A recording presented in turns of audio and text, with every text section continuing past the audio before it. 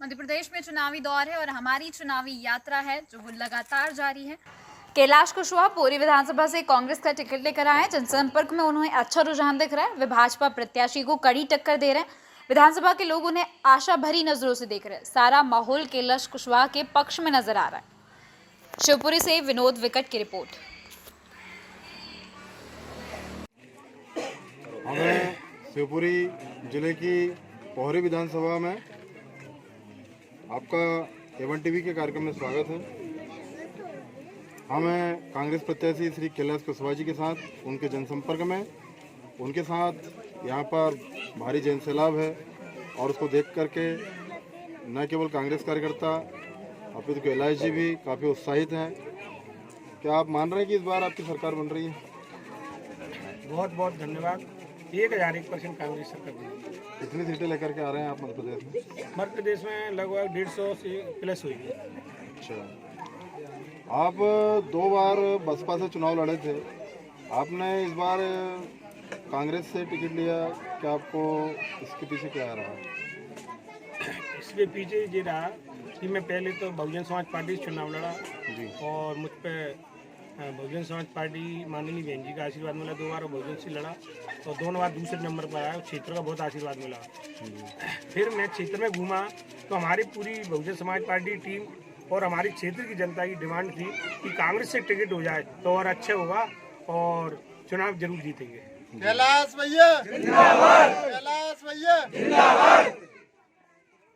बसपा से इस बार कांग्रेस छोड़कर आए प्रद्युमन वर्मा जी चुनाव लड़ रहे हैं, क्या इस बार उनको आप किस रूप में देख रहे हैं?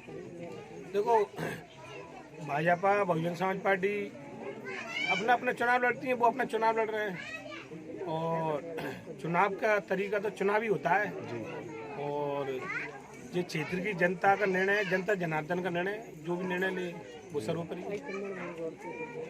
और वर्तमान में भाजपा में के विधायक और मंत्री जो कि इस समय फिर से चुनाव मैदान में आपके सामने खड़े हैं, उनके कार्यकाल को आप किस रूप में देखते हैं? उसका कार्यकाल मुझसे ज़्यादा आपको मालूम, आप क्षेत्रों में घूम रहे हैं, जो कि फर्जी सर्कुलर डैम के उद्घाटन करवाए, फर्जी वो नारियल माला ले घूमे हैं पूरी 5 साल और कागज पे काम ज़्यादा हुए हैं, ना कि धरातल पर। भ्रष्टाचार की अगर मध्य प्रदेश में कोई विधानसभा आएगी तो सबसे मानो कौन विधानसभा आएगी।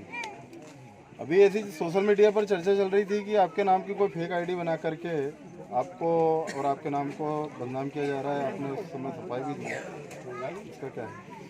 देखो, भाजपा सरकार की नीति है कि वो किसी भी हद तक जा सकती है। जहाँ तक कि अगर देखा जाए तो भाजपा राजनीति छोड़ के व्यक्तिगत दुश्मनी पे आ गई है। तो इसलिए भाजपा के लोग फर्जी आईडी बनवाकर क्षेत्र को गलत संदेश देना चाह रहे हैं, लेकिन जनता जनार्दन को सब मालूम है कि मैं कभी ऐसा नहीं करता और मैंने भी अपनी मीडिया के माध्यम से संदेश दे दिया है कि मेरी फर्जी आईडी बनाकर गलत संदेश दे रहे हैं और मैंने जनता को बोला है कि जिसको भी जैसा ही पता चले तुरंत FIR हो। प्रधानमंत्री नरेंद्र मोदी के जन्मदिन पर कूनो के राष्ट्रीय पार्क में चीतों को ला करके विदेशों से बसाया गया, क्या कूनो में चीतों का लाना ज़्यादा जरूरी था या शिक्षित बेरोजगारों को रोजगार देना ज़्यादा जरूरी है? शिक्षित बेरोजगारों को रोजगार ज़्यादा जरूरी था। चीतों का क्या काम, जब तक पेट खाली है तो चीते इनको देखकर क्या करेंगे? चीते बीमार चीते लाए, 300 करोड़ के लगभग उन्होंने खर्च किया। 300 करोड़ का कोई आसपास बड़ा व्यापार चल जाता तो 15-20 हज़ार परिवारों का रोजगार तो लगेगा। आप तीसरी बार पूरे क्षेत्र की पोहरी विधानसभा की जनता के साथ अटैच हो रहे हैं, कनेक्ट हो रहे हैं, तो इस बार आप जनता के साथ क्या वादे कर रहे हैं?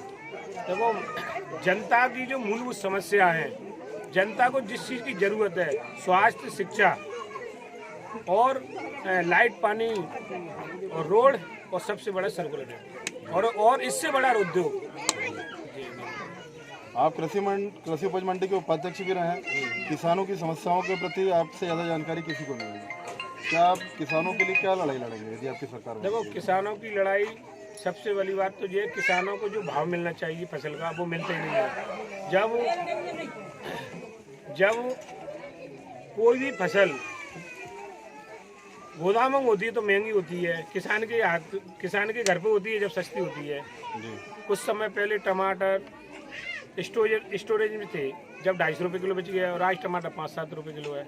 तो और लगभग 10 साल से मैं देख रहा हूँ कि गेहूँ 1500 से 2000 तक, पहले गेहूँ की रेट 4000 के लगभग होना चाहिए। सोयाबीन भी 4000 है, सोयाबीन की रेट लगभग 8000 होना चाहिए। अब मैं किस किस का उदाहरण दूँ, आपको उदाहरण दूंगा तो 1 घंटा लग जाएगा। आप सब समझते हैं सबसे बड़ा अन्याय तो किसानों के साथ ही हो रहा है। यदि आप पोहरी विधानसभा से निर्वाचित होकर के विधानसभा पहुंचते हैं तो आपका आने वाले 5 साल का एजेंडा क्या रहेगा? देखो, मेरा एजेंडा सबसे बड़ा जो सरकारी विभागों में भ्रष्टाचार चल रहा है उसको खत्म करना है। जनता का जो पैसा ऊपर से आता है वो डायरेक्ट पहुंचना चाहिए। यहाँ पे तो 50% कमीशन पूरी चल रही है पूरी विधानसभा में। मेरा मुख्य उद्देश्य उसको खत्म करना। कमलनाथ की सरकार प्रदेश में रही तो पूरे प्रदेश में 1000 गौशालाओं का निर्माण करा करके गौ माता की सेवा और संरक्षण किया गया। आज भी पूरे प्रदेश में गौ हत्या हजारों सैकड़ों कत्लखानों में हजारों की संख्या में प्रतिदिन हो रही है। क्या आप और आपकी सरकार इस बारे में कोई कदम उठाएगी? देखो, जब माननीय कमलनाथ जी ने 1000 गौशाला बनवाई है तो कदम उठाना तो जायज़ है और जरूर उठाएंगे। ये थे हमारे पोहरी विधानसभा क्षेत्र से कांग्रेस के प्रत्याशी श्री कैलाश कुशवाहा जी, जिन्हें अपार जन समर्थन मिल रहा है और उम्मीद है कि वे 100% यहाँ से निर्वाचित होंगे। हम उनके उज्जवल भविष्य की कामना करते हैं।